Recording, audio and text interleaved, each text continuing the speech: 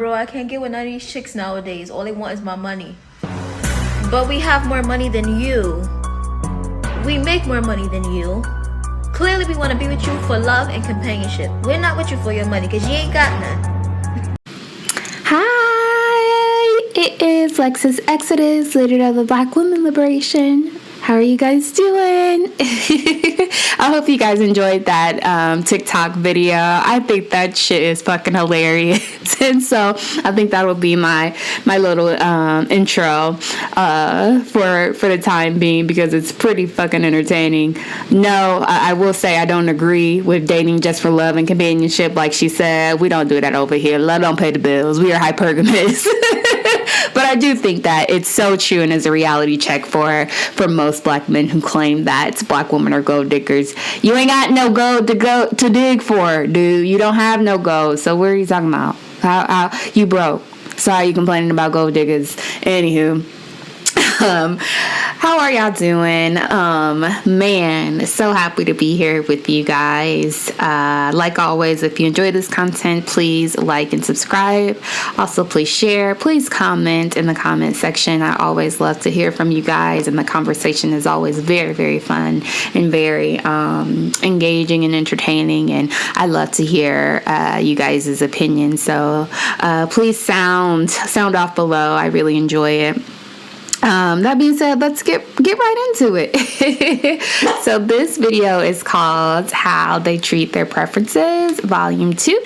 And again, this will be a recurrent series that will that I think is really important because I want to highlight and continue to highlight and really hone in on how these men, these Tyrones, like to pedestalize these non-black and racially ambiguous looking women, but then they turn around and get them the same shitty treatment that we all get. So I think it's so important just for us to understand because as black women, we face so much adversity within the community and outside of the community. But I think it's really important not to take this criticism and the disgusting sentiment that we get on a regular basis from these men. It's important not to take it to heart because the reality is that these women are they're pedestalized in their preferences, but they end up getting the shitty treatment that we all get in the black community. So it's like being so you've dodged a bullet, but it's like being sad about not winning tickets to ride on the Titanic, right? Like it's a sinking ship. We need to be thanking our lucky stars that we're not these guys' preferences because we're dodging bullets here. Because the reality is these women end up being male baby mamas or broke Beckys or barefoot black-eyed Belindas getting their ass beat, or Becky the Beard. They're the face of this person while they do their DL antics on the down low.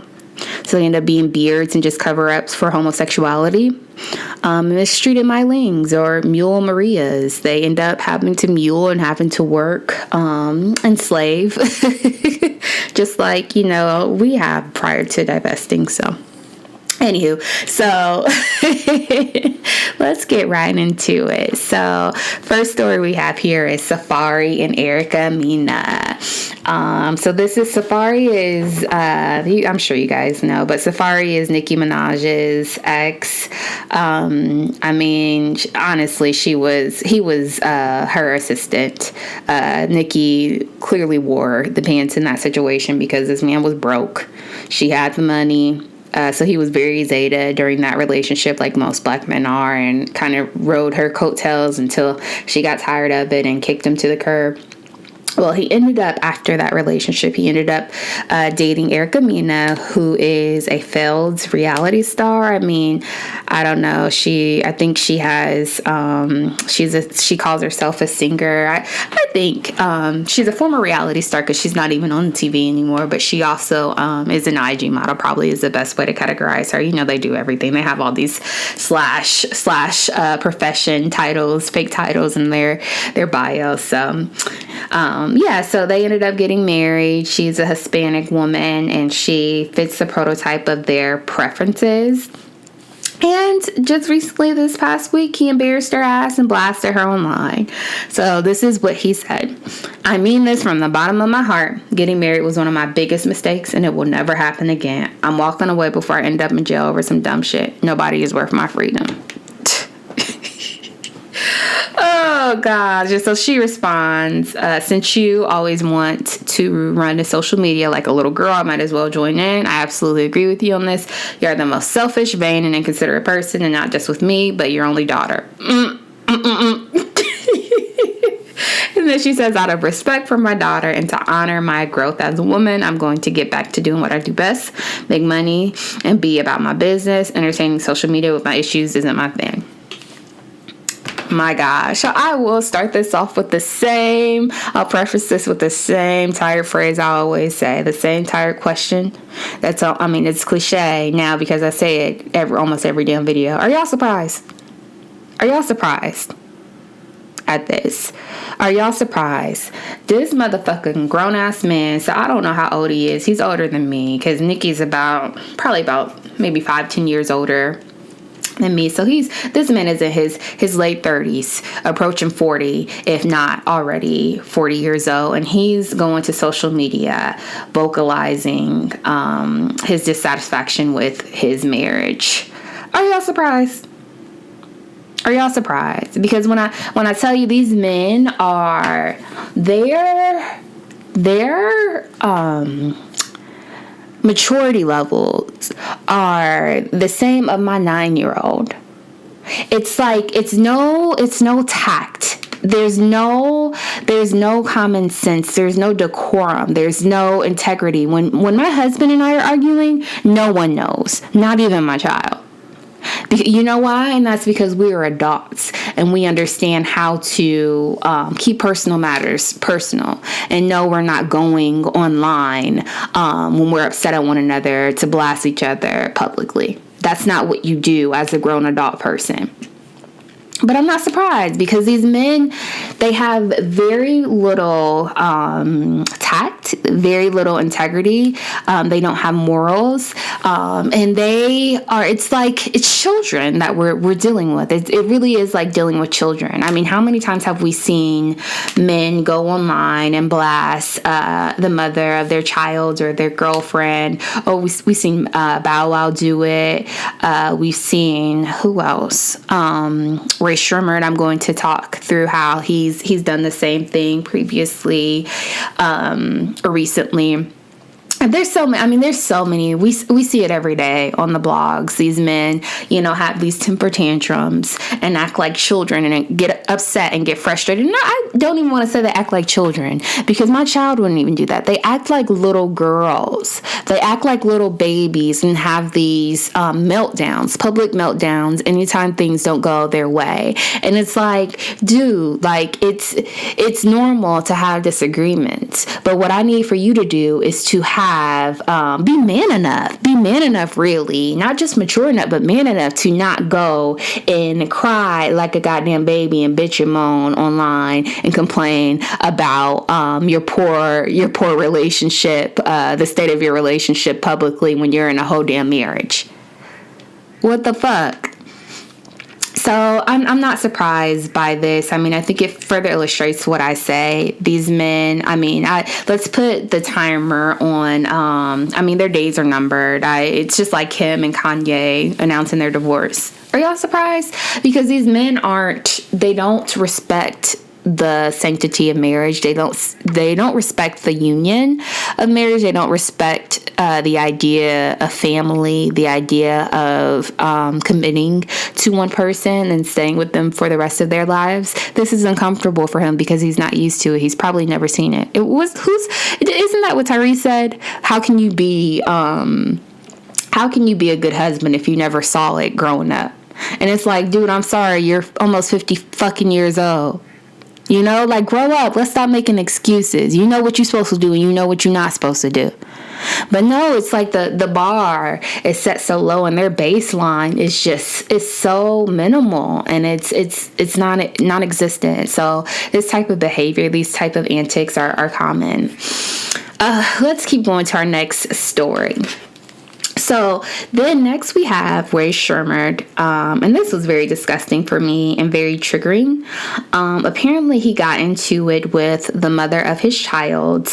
I think this actually happened yesterday or maybe a few days ago. And videos on live, him taking his child from the mom, and is on live broadcasting all this to everyone while he is essentially kidnapping this child, because she talks about how he's an absent father and he is not present, but for whatever reason decided to stream on Instagram Live, because they do everything for clout and likes, how he takes their child away from her. So I'm going to insert this clip and we'll unpack. Keep away from me. Call the cops. He knocked my Keep away from me. He literally begged to come Keep away from me. Y'all online. Y'all see the guy stressing because she's talking about I ain't there. Then I'm trying to be there. Y'all see I'm here right You now. just left my baby on a Fuck bench and Get off chased me. You just left Don't touch my me. baby. Hey, don't let her get on the elevator with me. What? This my Get on the elevator with me. Do What not let her is get on the wrong with elevator you? with me. Do not let her get on the elevator with me, bro. Bro, I'm telling you, bro. I got. This my baby don't even know him. Yes, he does. Bro, you see him 3 times in a month. This Give baby's me only my 1 month baby. old. Hey, we need to stop. ASAP, bro. I need her to be away from me. No, what are you doing? We got This is my son. Sir, I need her to be away from me. Give me my baby and leave. What are we doing? Hey, look. I'm trying to. I came up here to see my son because she on the internet complaining all day. Y'all see that disgusting shit? Do y'all see that shit? And this is really triggering for me because I went through the same exact thing with my nigger baby daddy. The same exact thing with my ex. And this is just fucking disgusting. And I'm sorry, I'm having PTSD because of this, because this is fucked up. This is fucked up. So this is his baby's mom. And you know, she fits the prototype like they always do of this preference, this so-called better woman that they like to pedestalize and like to put on a pedestal and like to promote and uplift over and at the expense of Black women. But this is how she's getting treated. This is her response. So she says, since my baby's father wants to go viral, I will clear some things up. He came to my hotel room last night with intentions on making a live of me to try and clear his name and make me look like I'm the bad person. That was obvious. I mean, look at what he said. He's on live. Like who streams a live just to pick up their child? Your intentions were you're being a narcissist. Your intentions were to be manipulative and to put on this false facade and persona like you're a better father than what you are. This is textbook narcissism. Then she says he's sending out the live trying to get people to watch it because no blogs have posted it, so he wants it to be seen. My son is a month old and Jim has seen him 3 times. I left where I live, Los Angeles, and went to where I had support because I had a C-section. He was refusing to help me in LA. So he's a deadbeat. He's a deadbeat like most of these men are. She says he's trying to portray I was taking my son from him last night. I was removing myself from the situation before we met at the room. His vibe was off and he was arguing via text. I told him if he's going to fight with me, not to come. As soon as we met there, he went on live. So yes, I tried taking my son and leaving my hotel room. This is really long, but I'll try to be quick. As soon as I left LA, the threats began, saying I was keeping him from him and etc. But while I was in LA, he was refusing to see him, so it wasn't making sense. So yeah, so when no one's looking, he don't give a shit about his kid. So for the majority of this baby's childhood, he has been absentee. But when it comes to putting on a fake persona or a fake facade, like he's a good dad, he's a present dad, then, you know, just to stream on Instagram, that's when he wants to pop up. I have multiple texts saying I wanted to cut communication with him because of how mean and rude he was to me, but he could contact anyone in my family to see him. These motherfuckers are not only physical abusers, they tend to be verbally abusive, and they try to be manipulative and will try to degrade you and denigrate you so no one else wants you. That's textbook Tyrone. He said he only wanted to speak to me because my family made him uncomfortable from them threatening him for the past stuff he's done. So when it came to confronting men and picking on people their own size, like a typical weak derelict Daquan, he cowers and says, I do not want to speak to the males in your family. I only want to speak to the women. I only want to speak to you, because he knows that he can overpower and bully her. Well, let's keep going. So he asked me to come to ATL so he could see the baby, because I want my son to know his dad. I got a ticket and came. His energy completely changed once I left LA. He all of a sudden cared. He was not trying to see my son until I left. He's seen him for not more than 12 hours, and we've been here for 3 days. Oh boy, what a mess. Then she showed some text messages last night before he came to my room. We were already arguing. So yes, once we started again arguing, once we got there, I tried to leave him in the room with my son. That's when he jumped on live saying, look, y'all, I pulled up and now she's trying to take him. So y'all heard him say, now she, trying to play that victim card like black men like to do. Oh, she's so bitter and she will let me see my child. And it's like, nigga, where have you been since birth? Where have you been?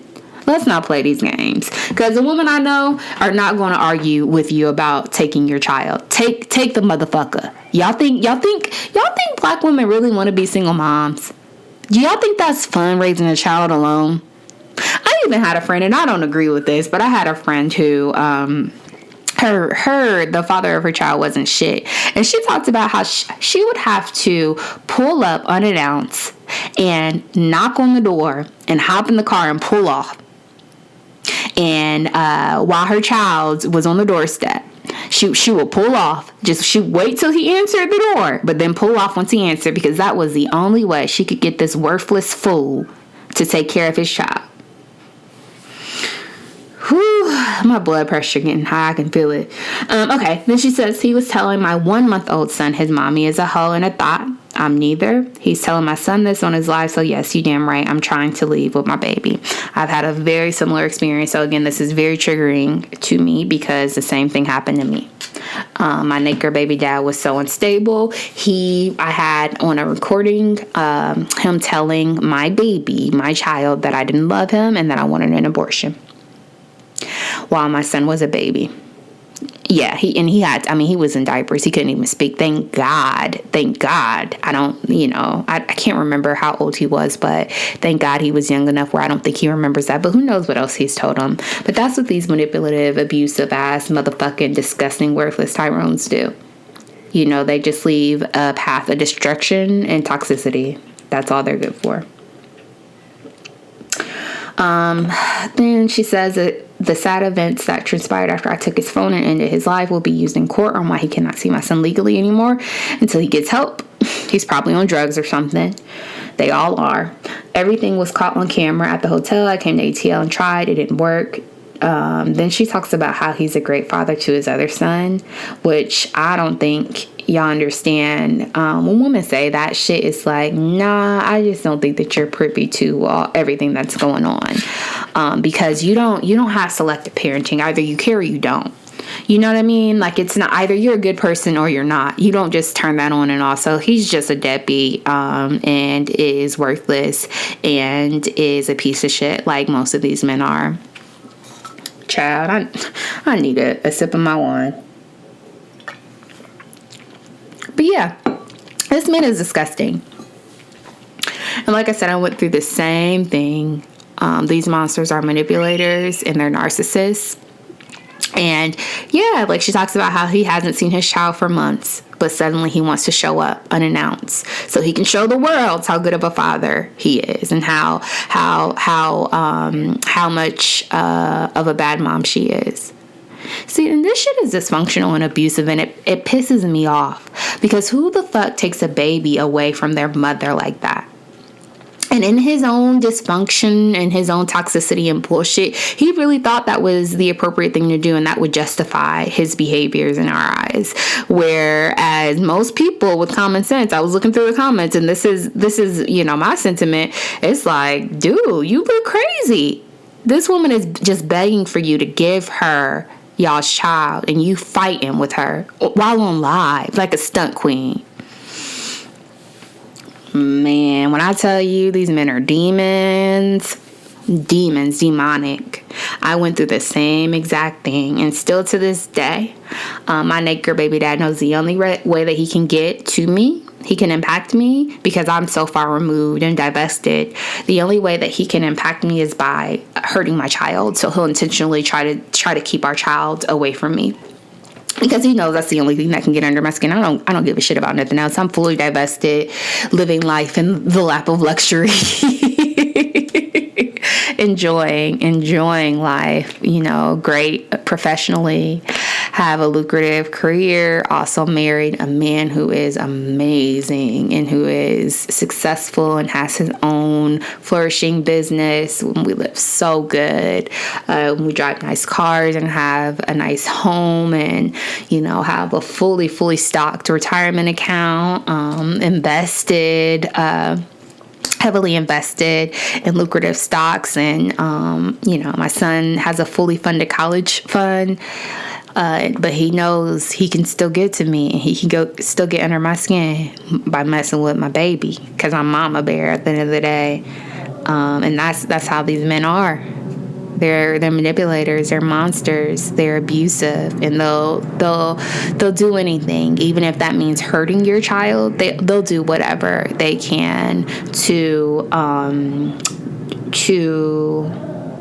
ruin your life, and to make your circumstances as worse as theirs, and to make you feel as low as they do. And this is the funny part, is this is not our first time hearing of abuse allegations from this man. And I think I called him Ray Shermer. His name is Sway League. The group is Ray Shermer. Sorry, I'm not a big fan. So, but yeah, so the music group that he's in with his brother is called Ray Shermer. But we know that there are other abuse allegations. So this is not his first time, being blasted for his disgusting behavior.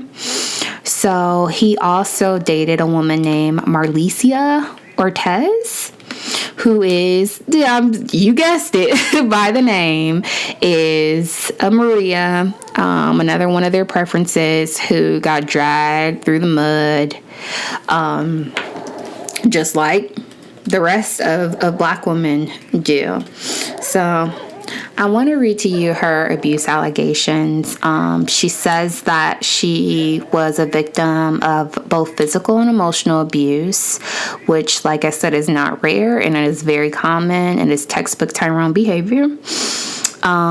She talks about how his behavior caused her to self-harm. So here's her post. I cut myself because he makes me feel ugly. I've never had done this before. He makes me feel ugly and worthless. He calls me a bitch all the time. You don't know what I go through. Call me crazy, whatever. I've never felt this alone. I saw it this time, I think she meant. I'm so hurt. So yeah, a trail of tears. And I don't care. Like I always say, what's the common denominator? So you're dating all these different women and going to different communities, but still are having the same failed, destructive, toxic relationships. So what's the common denominator? It's Tyrone. It's these Daquans. They leave a path of destruction and a trail of tears wherever they go. And that's the thing. This is their preference. And, he's denigrating her, and he's berating her and making her feel disgusting and making her feel low. And so this is what I mean, man. Like, thank y'all. I want to do a praise dance right now. Like, when I say thank your lucky stars, if you're not considered one of their preferences, because this is what you're avoiding, Black women. This is what the bullet that you're dodging by not being their preference, by not being ambiguous. Basically anything non-black is what they like to pedestalize. Thank God. And I thought it was really interesting because I talked about how he's in a group called Ray Sherman, and his brother is his band member. Well, his brother also has been under fire for domestic violence and domestic abuse. So here's his brother's preference, Slim Jimmy. Y'all, see, it's like these motherfuckers really cookie cutter. They dating the same woman over and over again. The same cookie cutter woman is what they like. And they end up shitting on her and treating her like shit. It's the same Kim Kardashian-esque, racially ambiguous, kind of looks like she may be Hispanic or got something else different going on, white woman that they keep targeting and they keep treating like shit. So, yeah, so this guy, the brother, punched his ex-girlfriend in the mouth. Isn't that disgusting? She was 6 months pregnant and was involved in a physical altercation with him about 2 months ago. Lord Jesus. Child. Oh, this is normal in Blackistan. Like, I'm not even surprised at this point. Punching pregnant women in the fucking mouth. So not only, and these motherfuckers, so they little as shit. So they probably got Napoleon complexes. And they're projecting that on these women, these poor women that they're dating. But not only are you a piece of shit, and not only do you beat women, you beat pregnant women. Pregnant women, like really, how low to the flow can you get? It's almost like every week I look at the blogs and it's almost like a competition. How low can we go? How low can we go? Seriously, every week it gets worse and worse. So when I tell y'all again, and I cannot harp on this enough, and I know I sound like a broken record, but thank God if you are not their preferences, because if you are, this is what you're subjugated to deal with. This bullshit. Getting physically abused, getting your tooth knocked out while you carrying this motherfucker's child. Getting blasted online like we children, like we in the schoolyard, like we not 30 years old. Like we not grown ass motherfucking people with children, with families, somebody's whole damn husband and father. And y'all doing this stupid ass shit. Okay, last story. Dr. Dre. Y'all, so this is his preference. And he's recently recorded a song about his ex-wife that he's posted the clip of online, calling his ex-wife a bitch. Soon to be ex-wife, I should say, because they're going through a divorce right now. See what I mean? These antics. So it's almost like black men are unable to be men. They're stuck in this perpetual state of childhood, of prepubescent boyhood. And they just don't possess the traits of true masculinity and of true manhood. Because what man does that? And here's my thing, and this is me as a woman's perspective. I don't go I've talked to you guys and have illustrated, the grievances that I've had in Blackistan and with my previous relationships.